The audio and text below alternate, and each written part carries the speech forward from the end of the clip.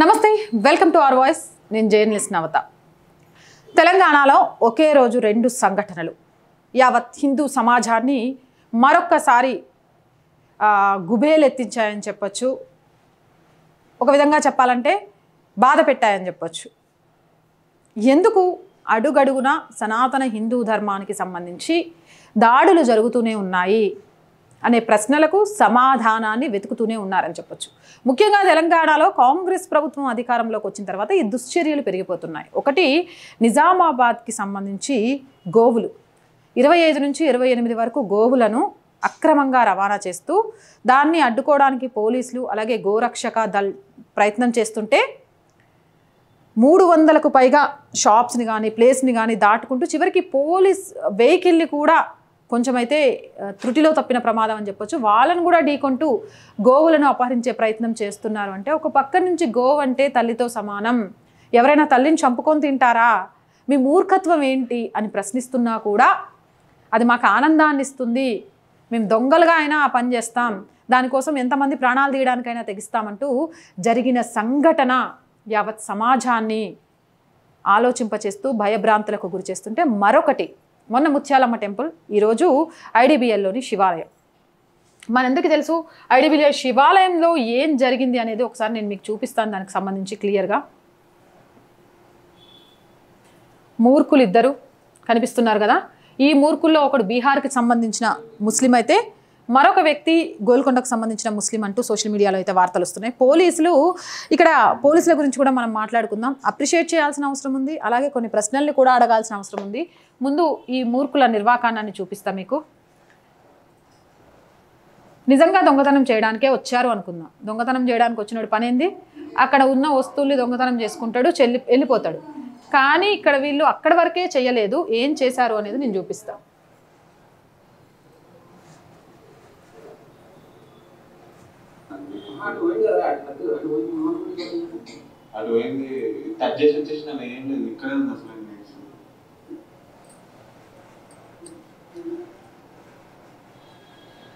ఈ వీడియో చూస్తున్న ఎవరికైనా వీడు గంజాయి దాగో లేకపోతే మందు దాగో మత్తులో చేస్తున్నట్టుగా అనిపిస్తోందా?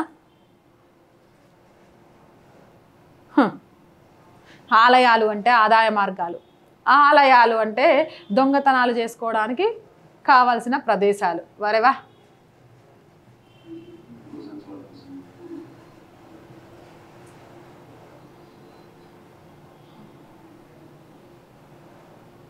చెప్పులు వేసుకొని శివాలయంలోకి వెళ్ళి శివాలయ విగ్రహాన్ని ఎక్కి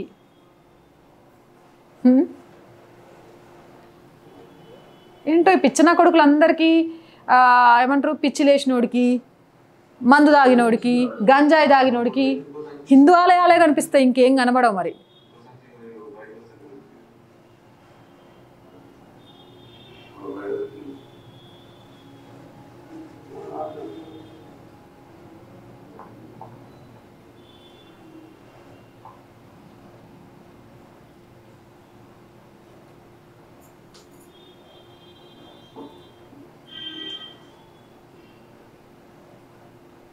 గుళ్ళో ఉన్నంతసేపు ముసుగు పెడతాం, గుడి బయటకు వచ్చినాక బీకేస్తాం, మమ్మల్ని ఎవడు గుర్తుపెడతాడు, మమ్మల్ని ఎవడేం చేయగలుగుతాడు అనే ధీమా.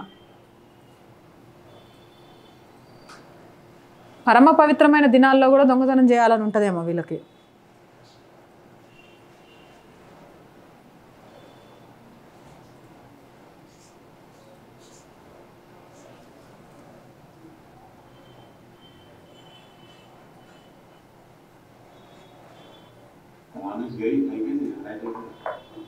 పట్టుకున్నారు, వెళ్ళిపోయిండు. దీనికి సంబంధించి నిన్నే జరిగినప్పటికీ ఇది పెద్దగా బయటికి రాలేదు. నిన్న జరిగిన ఈ సంఘటనకు సంబంధించి ఇది ఎక్కడ జరిగింది, ఏం జరిగింది అనే పూర్తి వివరాలు రావడంలో ఆలస్యం అయిపోయింది.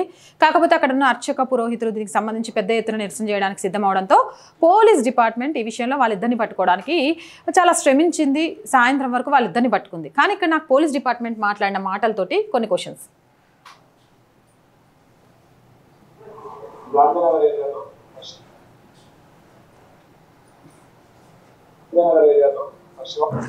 ఫస్ట్ ఆఫ్ ఆల్ ఈ ఇద్దరు మూర్ఖులకు ముసుకేయాల్సిన అవసరం ఏంది?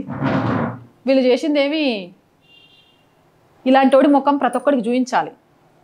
చూపిస్తే ఇలాంటి చెత్తనా కొడుకుల కుటుంబాలు మన పెంపకం ఇదే అనుకొని ఇలాంటి ఇంకొక పెంపకం తయారవ్వకుండా చూస్తాయి. వీళ్ళేమన్నా ఘనకార్యాలు చేసిండ్రా ఎవరికి వీడి మొహం చూపించకుండా ఉండడానికి? ఈ నీచుల ముఖాలు ప్రతి ఒక్కరికి తెలవాలి కదా. ఎందుకంటే ఈ నీచుడు ఎప్పుడైనా బెయిల్ మీద ఇంకో దాని మీద బయటకు వస్తే లాగా చెప్పు తీసుకొని ఒకడు కొట్టడానికి. ఇలాంటి మూర్ఖుడు మన చుట్టుపక్కల ఉంటే వెంటనే పోలీసులకు సమాచారం ఇవ్వడానికి. మరి ఎందుకు వీళ్ళకి ముసుగులు? ఇది నాకు తెలియదు. అంటే వాళ్ళ చట్టాల పరంగా ఎలా ఉందో కానీ సమాజంలో ఉన్న ఒక ఆడపిల్లగా, సనాతన హిందూ ధర్మాన్ని నమ్మే ఒక వ్యక్తిగా ఇలాంటి నీచులకు ముసుగు వేయడం సమంజసం కాదు అని నేనంట. మీరేమంటారో కామెంట్ సెక్షన్లో పెట్టండి.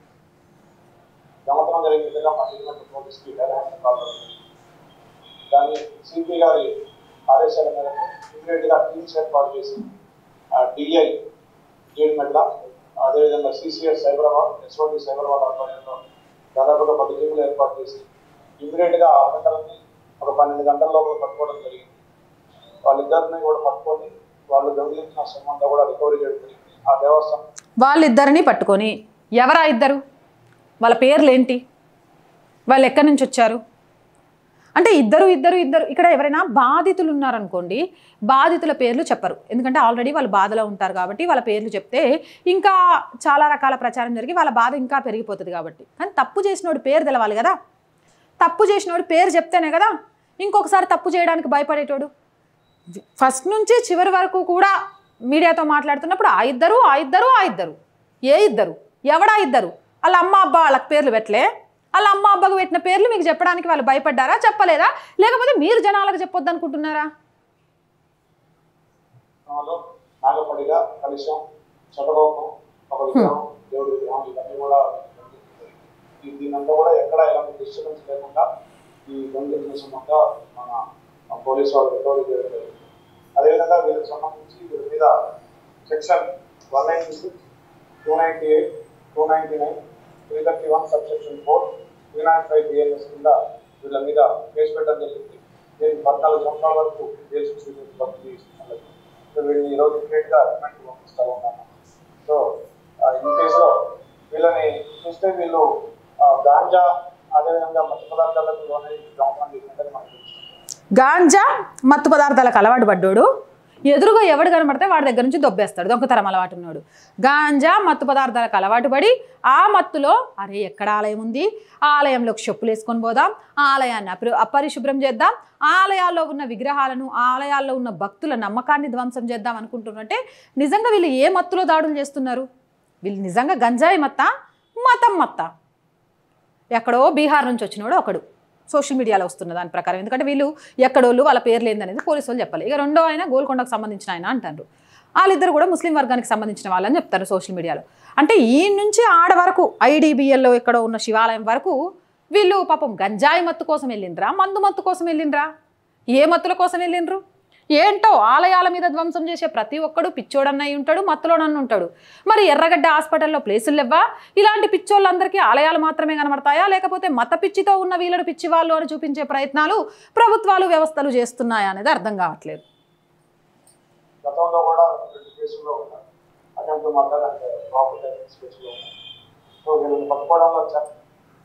గతంలో అటెంప్ట్ టు మర్డర్తో పాటు కొన్ని కేసుల్లో వీళ్ళు నిందితులు.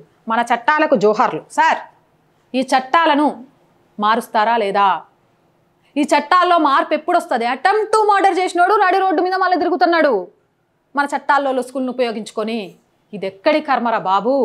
ఒక మనిషిని చంపాలి అని కరుడు కట్టిన వ్యక్తి మళ్ళీ సమాజంలోకి వచ్చి తిరుగుతున్నాడు. ఎంత గొప్ప చట్టాలు మనవి! ఆ చట్టాల్లో మార్పులు మీరు తేనంత కాలం ఆ చట్టాలను తమ చుట్టాలుగా మార్చుకొని సమాజాన్ని భ్రష్టు పట్టించడానికి, సమాజాన్ని నాశనం చేయడానికి, ధర్మం మీద దాడి చేయడానికి ఇలాంటి దరిద్రపు నా కొడుకులు ఎక్కువైపోతూ ఉంటారు. మరి ఎప్పుడు తెస్తారు ఆ చట్టాల్లో మార్పులు? అసలు జరుగుద్దా లేదా? దానికోసం మళ్ళీ ఒక ఉద్యమం చేయాలా?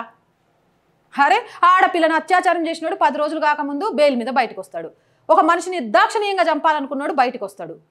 సామూహిక అత్యాచారం చేసినోడికి ఎన్ని సంవత్సరాలకు ఉరి శిక్ష పడుతుందో తెలియదు. పసిపిల్లలు కూడా కామంతో చూసేవాడికి అసలు శిక్షలే ఏమవుతాయి, ఏం జరుగుతుందో కూడా అర్థం కాదు. వాడు రాష్ట్రపతి వరకు క్షమాభిక్ష పెట్టుకోవచ్చు. ఏంది అంటే వాడు తాగిన మత్తులో చేసి ఉండొచ్చు, గంజాయి మత్తులో చేసి ఉండొచ్చు, ఏవో వీడియోలు చేసి ఉండొచ్చు. చూస్తే మాత్రం తల్లికి చెల్లికి పెళ్ళానికి తేడా తెలీదా? పసిపిల్లలు అన్నది తెలీదా? ఇలాంటి వాళ్ళు చట్టంలో లొసుకులను ఉపయోగించుకొని బయటకు వస్తున్నారు. ధర్మం మీద, ఆలయాల మీద దాడి చేస్తున్న వాళ్ళు కూడా. అంటే కారణం మన వ్యవస్థ, మన చట్టాల్లో మార్పు రాకపోవడం, వచ్చిన మార్పును కూడా పట్టించుకోకపోవడం, వాటిని అమలు చేయలేకపోవడం. ఇలాంటి నేరస్తులు పెరిగిపోవడానికి కారణం? అది జరగాలి.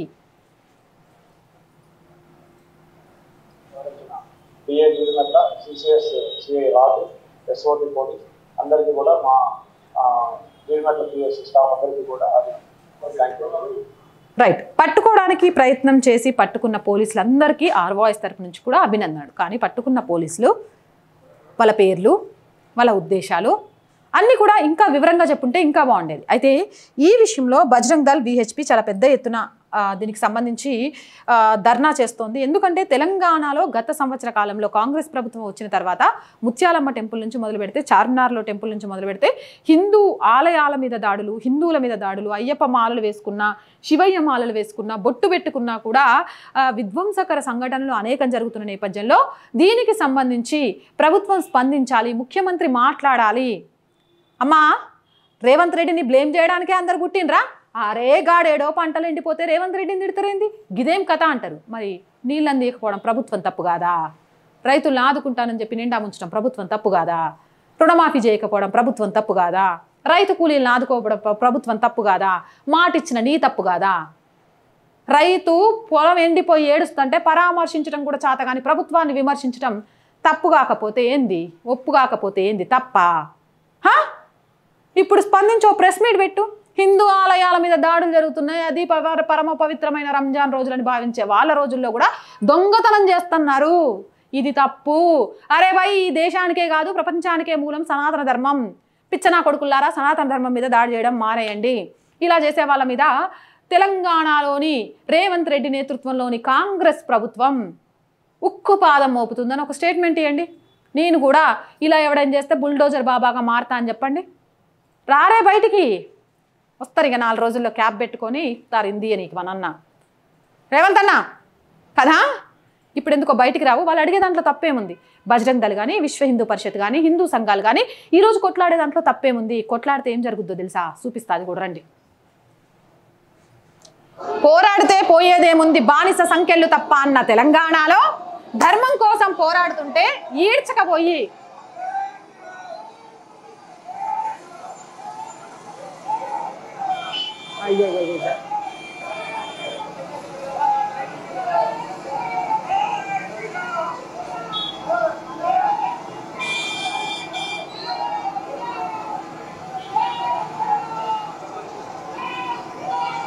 పోలీస్ స్టేషన్లకు తరలించడం.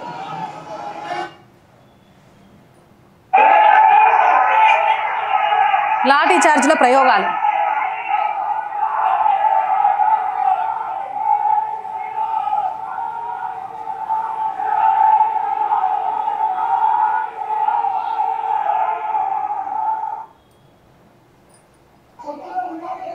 కొడుతున్నారట పాపం.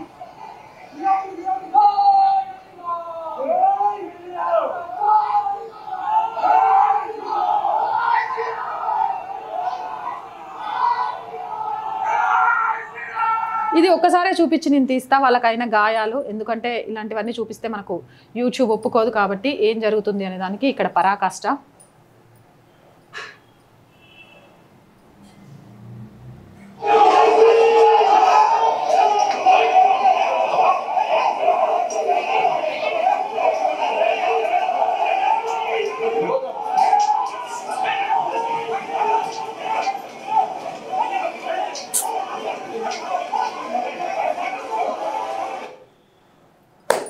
అది తెలంగాణలో పరిస్థితి.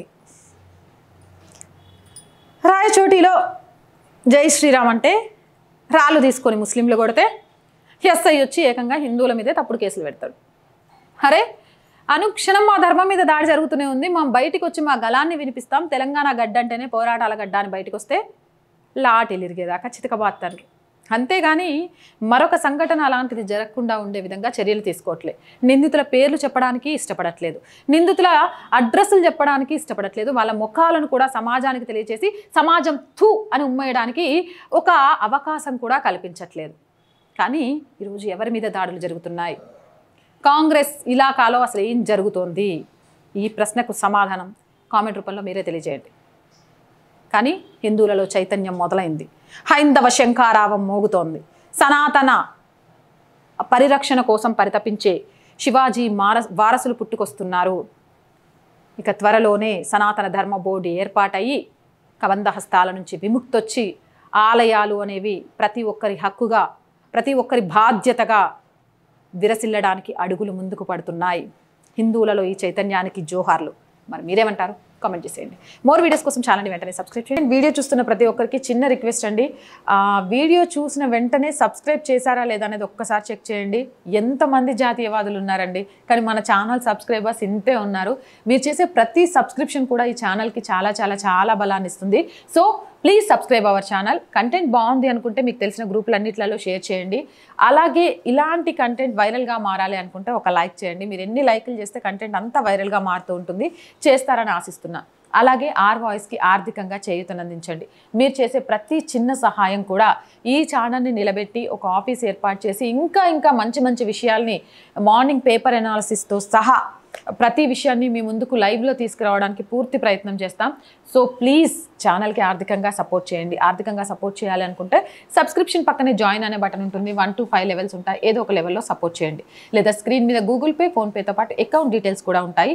మీకు తోచిన సహాయం చేయడం ద్వారా ఈ ఛానల్ని ముందుకు తీసుకువెళ్ళాలి అనే ఒక మధ్యతరగతి అమ్మాయి కలకు సహకారాన్ని అందించండి. అలాగే వ్యాపార ప్రకటనల కోసం చాలామందికి చాలా వ్యాపారాలు ఉంటాయండి. మీ వ్యాపార ప్రకటనలతో ఖచ్చితంగా మీకు వ్యాపారం వృద్ధి చెందడంతో పాటు ఆర్థికంగా మా ఛానల్కి కూడా చేయూతనవుతుంది. కాబట్టి 8328500576 నెంబర్ని సంప్రదించండి. ప్రజా సమస్య ఏదైనా మీ గొంతుకను మా గొంతుకగా వినిపిస్తాం. 8328500576 నెంబర్కి వాట్సాప్ ద్వారా తెలియజేయండి. జై హింద్, జై భారత్.